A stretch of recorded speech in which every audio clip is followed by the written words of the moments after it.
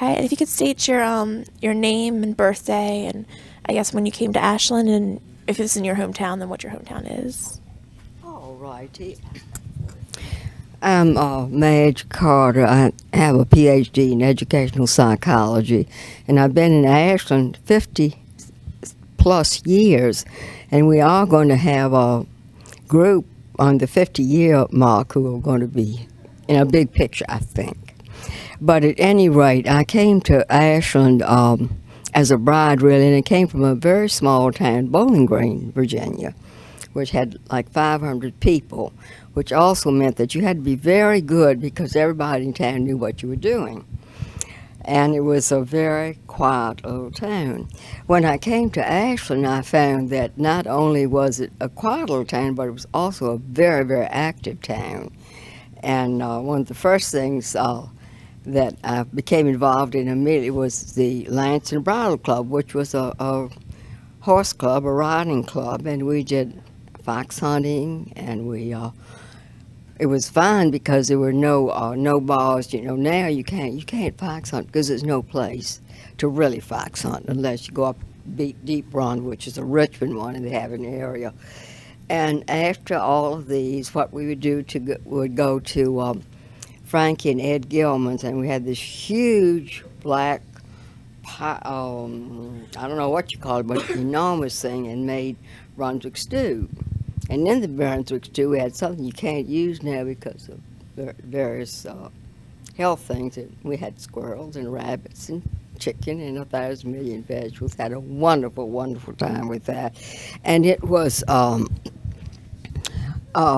unfortunately, our last leader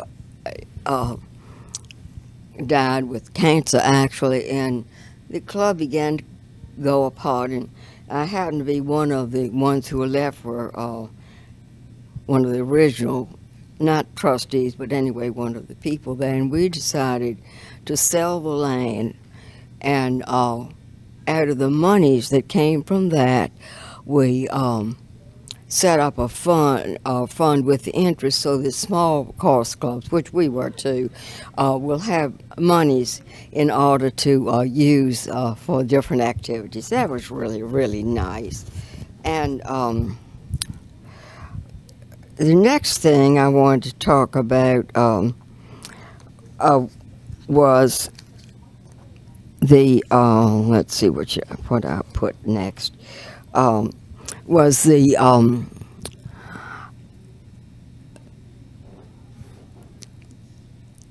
the War Memorial, and this was dedicated to the veterans of World War II, and it became an activity center for all kinds of things. We had the different schools would have fundraisers, and then the college had come out there several times. So we had just really some very nice things happen there. But the most notable thing was that Benny Goodman, whom you all may at least know of, he was a band leader, and on his way to New York to celebrate New Year's Day, and made beaucoup money with it. But he stopped in Ashland. They had, of course, their train that hitched to the other trains, and he played for us for one night, and we were absolutely in seventh heaven. And anything you wanted to have played, he played. And the people who remember it with a great deal of enthusiasm and memorable times. And the third wonderful thing in Ashland was the Village Theater. And this was a very small theater, and it was in the upstairs of the what we call Old Henry Clay School, which was 2 stories, and it was wood. So we had the Village Theater there, and all of the thespians, all of us acted, did the sets, did everything, and just had a wonderful time. And one of the professors from here, Merrill Munyon, who was quite a thespian, loved it. But he was an interesting person because he was a bachelor, and he was perfectly comfortable with married women, such as I was. But if they were single women, he didn't. He was he was afraid. He was afraid, so he didn't do anything about that. Well, I think we were about 4 or 5 years, and one of the plays I remember, one of the best ones did was called Night Must Fall, and I guess it was about 8 years. So what we did, we had bought seats, and the Barksdale Theater, the original Barksdale Theater, needed seating, so we gave them all their seats, and and of course then we went there to everything that they had. Okay, and one of the other things that I thought was very, very interesting was there were some of the women who were fairly good artists. They really were pretty good. And what they did was they made, I guess you'd call it a scenic panorama of Ashland, and all of our houses that, the old houses anyway, were in there, and it's now in the town hall. And it was just lots of fun with those people to go on and see what was there, and point out their house. And then they had people walking down the street, but who knew what person it was? We didn't know. And the other thing I wanted to emphasize is the wonderful relationship we have with Randolph-Macon.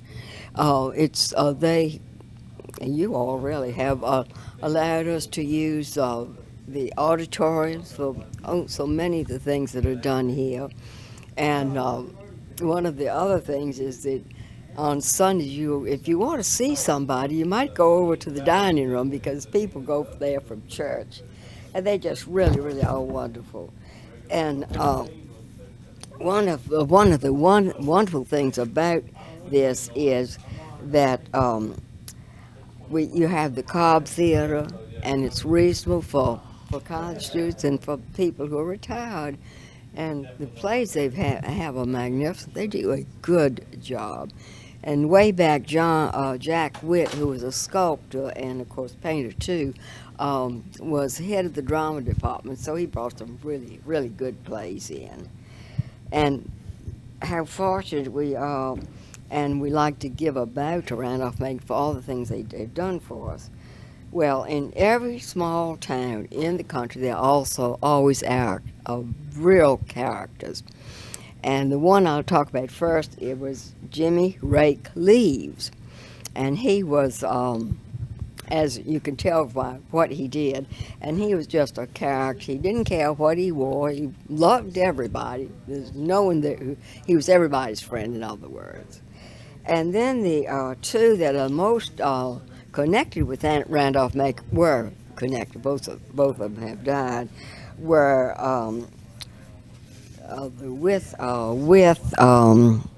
what's his last name? But anyway, and then Snookums.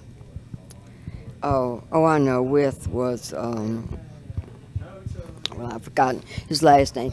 But anyway, they never missed a Randolph-Macon game, and they would be right there in the front. And they say, "Ho, Jackets go! Ho, Jackets go!" And I can hear them now, because they weren't quiet in what they said. Now, one of the meeting places in town happened to be a Mayberry's, and it was an ice cream parlor primarily. It had sandwiches, that sort of thing, and they employed borderline mentally challenged people, educationally challenged, not mentally challenged, and everybody went there. And one of the things they had, and I happened to have a cousin who came from California. There's nothing she liked better than sundaes, banana sundaes, any kind. And they were $1 or a little less. And I bet she had one every day the whole time she was here for 2 weeks. Who knows what she gained? It was just amazing. Now, one thing, our town has changed tremendously, as you know. We call the area down there the Nasty Mile because it has nothing but, fast food places. Well, the Hampton Inn does have nice things, and we have motels spread from one end of there to the other. But the interesting thing is that we have, of course, the Paramount King's Dominion, and I've forgotten how many people come in a week, thousands. And we really here in town very seldom notice it. I know that they stay at the motels and all, but you really don't see them. And think that is fascinating, really, that you just don't see them around. And of course, any kind of food that you want, you can get. But the nicer places are in town on Railroad Avenue. They changed to Center Street, and I said, too bad. I still call it Railroad Avenue, and I'm going to keep on. And we have 4 very, very nice restaurants. And then we have one on number 1, which is, of course, the pig, the spunky pig, and people love that.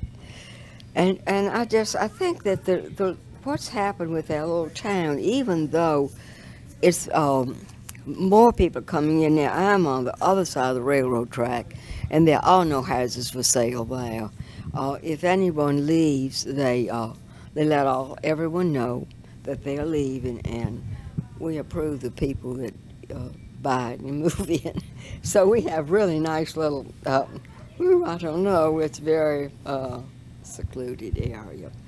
And the last thing I wanted to say, though we have grown enormously, and there is a desire now for more industry, because that's what puts money into the town, and actually into the county too, but into the town, and we are in the process of trying to get some more varied types of things. We have the restaurant, we have one very nice clothing store, and we have all the little craft shops. And I think that was about all I had thought of to tell you without going on into too much. I have a son who's a newspaper editor, and so we were to do a family history, and I did this 375-page. By the time he'd edited, it was 175, and left out a lot of things I wanted to say. But that's all right. And I thank you all so much for asking me, and any questions you want to ask me, I'm right here. Okay. Thank you. All right. Well, I was kind of wondering about, like, you said you've been here for 50 plus years, give or take. I was wondering, like, was the civil rights movement big around here, or did you notice any differences or anything about that, or? No, because Randolph-Macon had black football players, and a number of, so we didn't have that at all. The biggest thing that happened wasn't the black, you know what it was? Yes, admission to girls, and I was working at the time on my doctorate, and they said, yeah, we just want you to write papers about the reaction of Randolph-Macon itself and the town. So I just breezed through a lot of the thing before I did my final dissertation. But we in the town itself, the relationship between the black and white has always been good.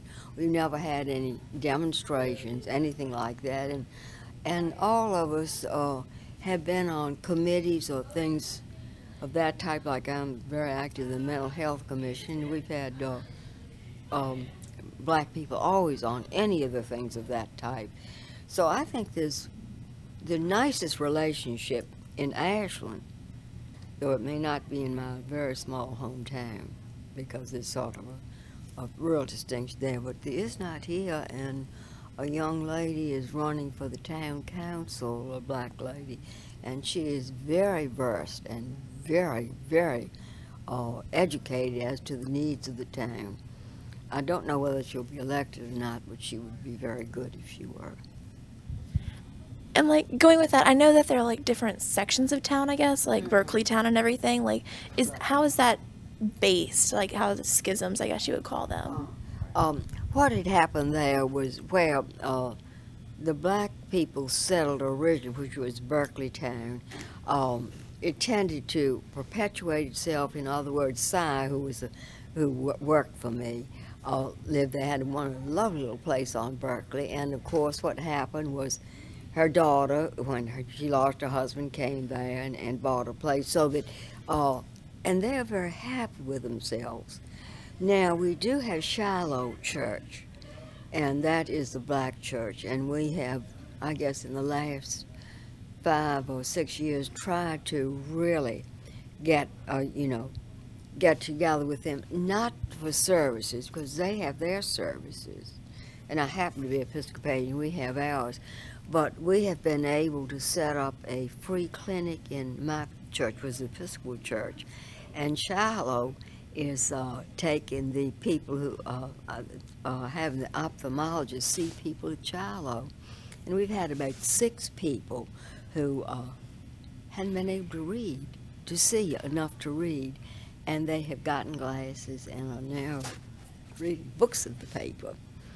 And the clinic that we have at my church is primarily, if we have 100 people, about 74 or 75 who come in. And we had one leave Wednesday who had come in, and she had all these teeth were gone except she had literally had fangs. I've never seen it before. They stuck it like that really, really bad, and we set her off this past Wednesday. Beautiful mouth and a beautiful smile, and so that is done by all of the black and the white and the Chinese and the white, red, black, so forth. So I think that we're a well integrated community because there's no real difference. And on the town council, you see that because we always have at least one black person, and that is an elected thing. Another thing I was wondering about, I know like the railroad and the train has brought in a lot of different people to come into the town and everything, and I know there was that movie made, the Christmas Every Day one. What do you think the effect that has had on the town, or any at all? Or Well, I don't think particularly. We've all had our houses used, and I had the swing set up, and we just go with the flow, really. But it hasn't had any unusual effect. We've had 2 movies done here. One was not a movie; it was a short, and they are leaving Richmond area because they're asking for Richmond is asking for so much money, so that they've gone. I forgot where they've gone. Wasn't Williamsburg? Maybe I think it might be Roanoke, but they said they were not going to pay, those humongous fees, and that was too bad because it was income and work for people. But that was Richmond. We just let them come. We just let them come. We love that.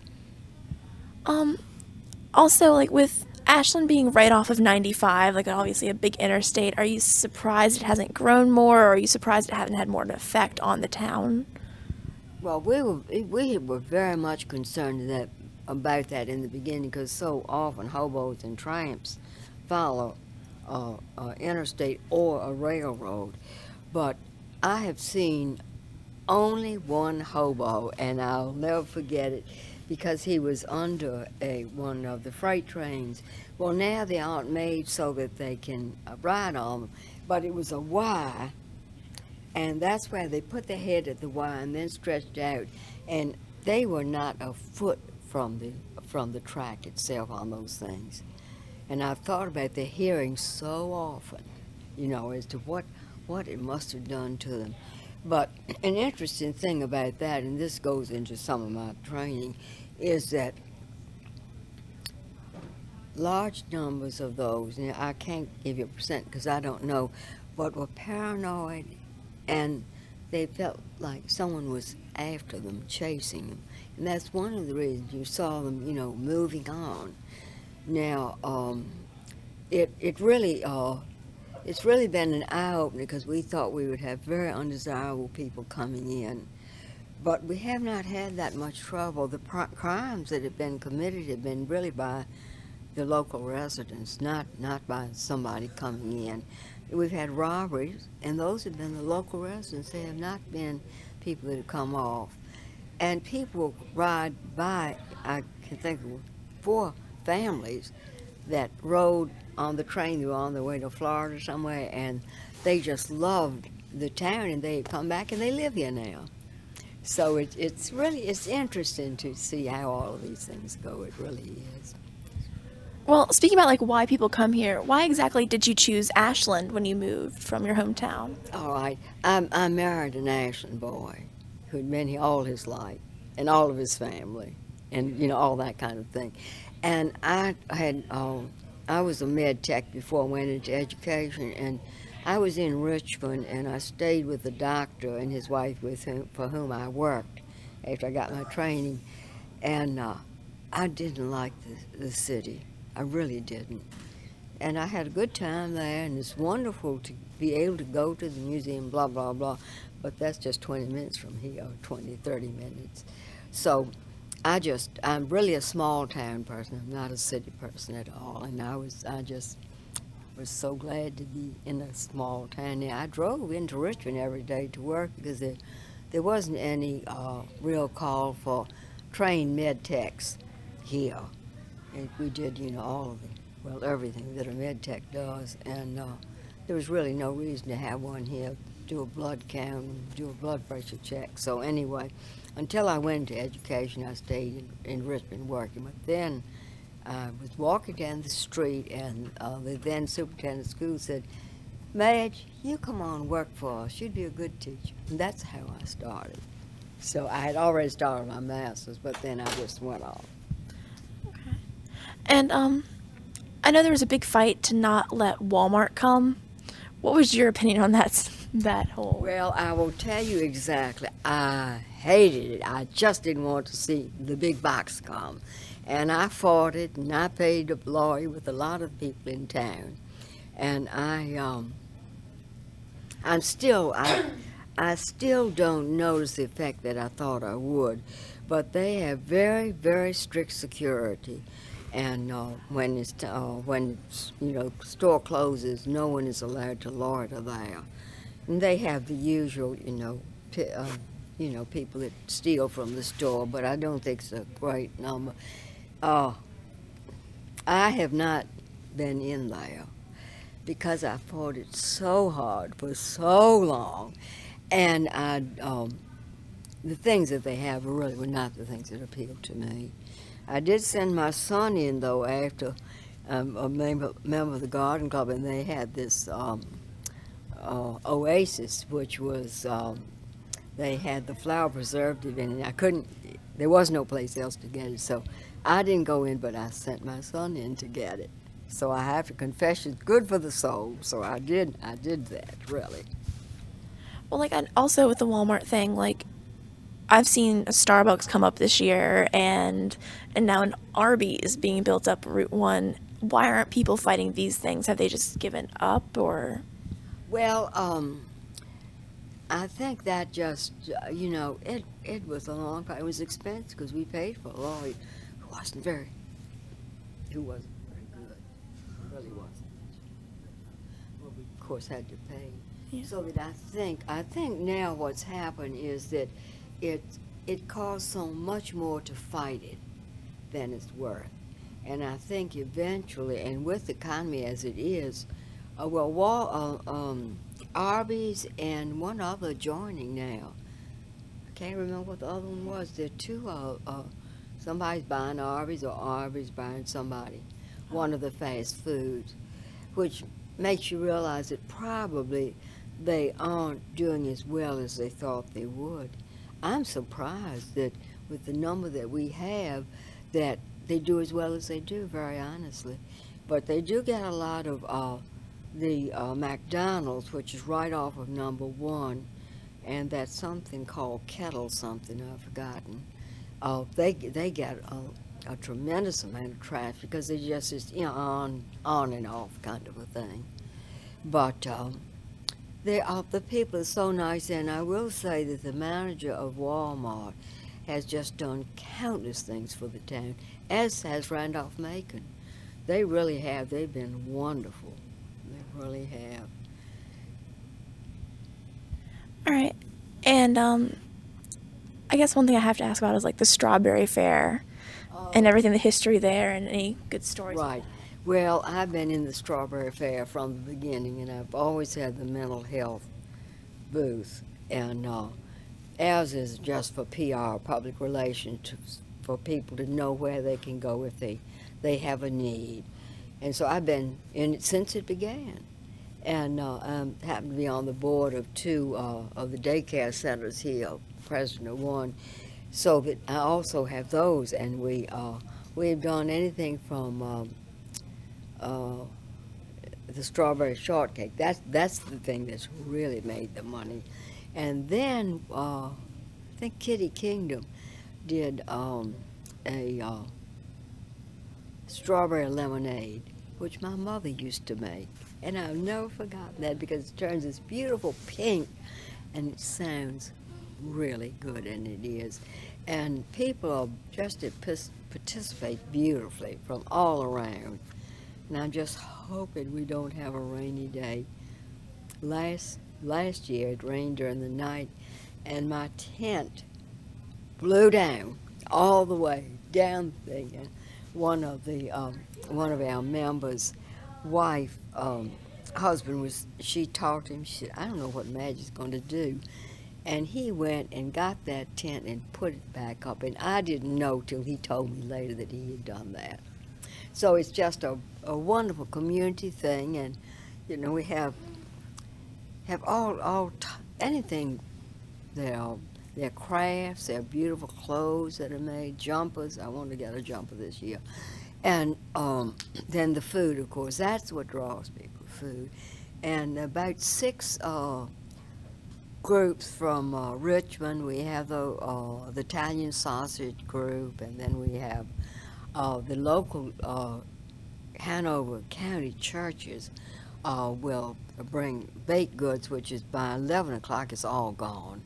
It goes like mad, it really does. And they try to use this strawberry theme and have strawberry shortcakes, strawberry cakes, strawberry cupcakes, all that kind of thing. So about anything you want there, you can get. The only thing I can't find now are wooden toys. It takes so long, to make them. It really does. So that's what I do look for. Are there any other traditions within Ashland that you've participated in, like annually, Christmas, or anything big like that? Yeah, we have, I left that out. Yes, we have a Christmas parade every year. And, the Shriners come with those cars, and then we have all the merchants, and we have floats, and we have Santa Claus, and lots of horses now. You see more horses than you used to. And then our other parade is the 4th of July, and everybody in town can enter. And I usually represent mental health in a 1935 truck. Can't believe it. So everybody can enter, and everybody does too. And Christmas, what I do, I've done historically. I've found these wonderful glasses. So it's just great. It's red, white, and blue glasses, that kind of thing. And so I use that for the 4th of July parade, and I take candy and have Godchild and her brother, and they will come and pass the candy out. But we have a wonderful time with our parades, and everybody's just as excited. You think after a while they get bored? No, indeed. Everybody's there. And you see people that you don't see from one year to the next, and have absolutely beautiful horses. And there was one lady that brings a couple of her llamas. So we just have a great variety. Anything you can name, we probably have had in one of those parades anyway. So we love our parades. We really do. And I know there was, above Ashland, I believe there was a horse track, or Ash Cake, somewhere up there. Do you know? We used to, yeah, we had, we called them the Camptown races.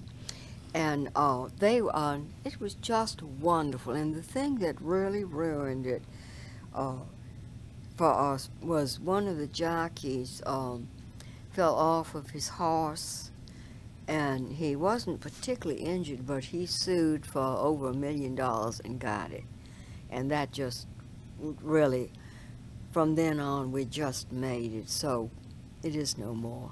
But it was, and college students loved it, and they came in for us. And now, I'm a horse woman, so I watch the horses, but a lot of people just party. They figure it's a big, big party. And it is too, and that's good. That was so fun. I hate to think that it had to, had to stop. So now just look at the Derby, the Kentucky Derby. I have to satisfy myself with that.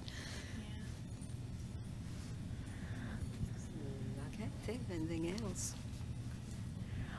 Well, I know there are like well-established restaurants like the Iron Horse and Ashland Coffee and Tea is a little bit newer though. Yes, the Ashland Coffee and Tea, and two of my very close friends were really concerned because we had to have a lot of stuff done, and they were really concerned they would be able to keep up. But as soon as the construction was done, and they every Friday or Saturday night we have wonderful people come in, any kind of music that you want, jazz, bebop, country, and they if you want a particular song, they'll always sing it.